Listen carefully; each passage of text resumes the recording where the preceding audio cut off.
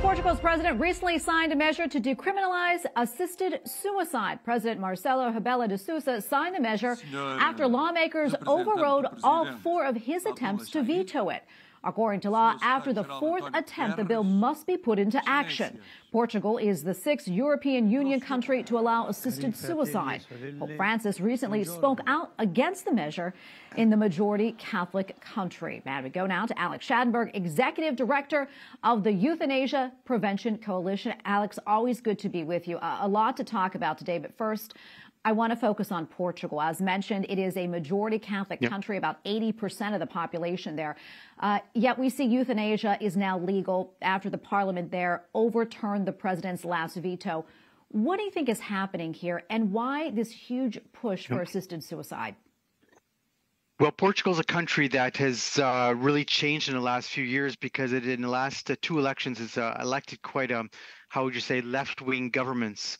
And so they have been pushing for several things, including assisted suicide. The earlier bills that they had passed that had been vetoed, they were all a little bit more, how would you say, wide open, and they tried to tighten the language a bit. But the problem, of course, comes to the very concept of legalizing euthanasia and assisted suicide itself, because it says in law that it's okay for doctors to be able to kill a patient or be involved with killing a patient.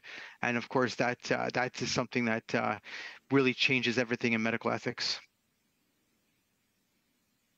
Yeah, and as we mentioned, euthanasia is now legal in 6 European countries, and that includes the Netherlands, where last month lawmakers considered a measure to allow assisted suicide for children between the ages of 1 to 12.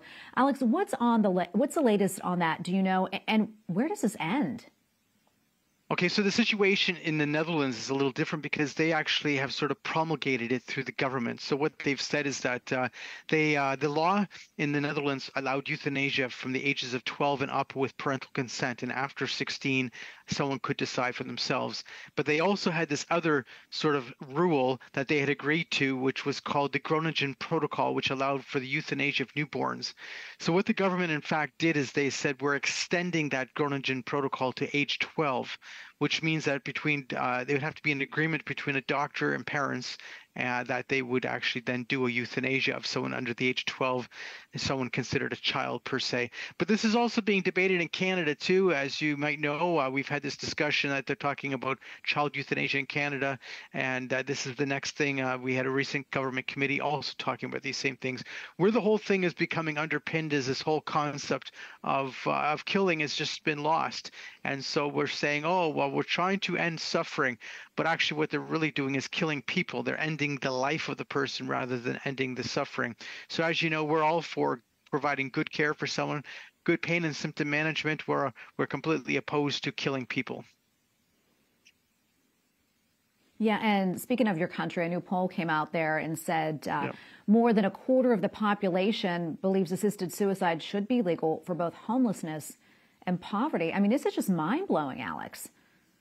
Well, it is actually pretty crazy, in fact, because we've had several cases of these situations where somebody has asked for euthanasia based on poverty. They were approved based on having a disability, but they were actually asking for it based on the fact that they're living in poverty. And the concept of this is really sort of like, you have to understand, when we legalize euthanasia, everything turns upside down. And, we could have a whole show on this very concept, what happens in this whole mindset that now it's okay for doctors, or in Canada, nurses also can kill people, because then the question becomes, well, under what circumstances? But in Canada, we really don't have any circumstances left. It says you have to have unremittent suffering and you have to have an irremediable medical condition. Well, what does it mean to have an irremediable medical condition? It means having a disability or having some chronic condition, etc. And we're seeing massive numbers of deaths, huge increases in the number of deaths, and huge reasons for increases for these deaths. So this is very concerning. Now, going back to that beginning about Portugal, I think it's important to note again, and you said in your headline that it was vetoed, it was stopped 4 times. So how it actually worked is the first law had passed and it was sent to the Constitutional Court in Portugal, and they rejected it. The second law passed and the president vetoed it, but he knew the election was coming, so he knew they didn't have time to overturn his veto. The third time he sent it to the Constitutional Court and they rejected it again, and now the 4th time he's vetoed it, but the parliament overturned his veto. So, I have to give him credit for fighting this so long and trying to stop it, because the fact of it is very few people have done what he's done in order to prevent the killing of people, because he's gone back. And now, of course, at this point, he has no choice because the parliament overrode his veto. He was forced to sign the bill. I know. Well, Alex, so much more we can talk about, and thank you so much for coming on. We'll have to have you back on. It's a shame all this is happening, but we're so glad that you're, advocating for life. So thank you so much, Alex, and we'll talk to you again soon. Well, thank you so much for having me on.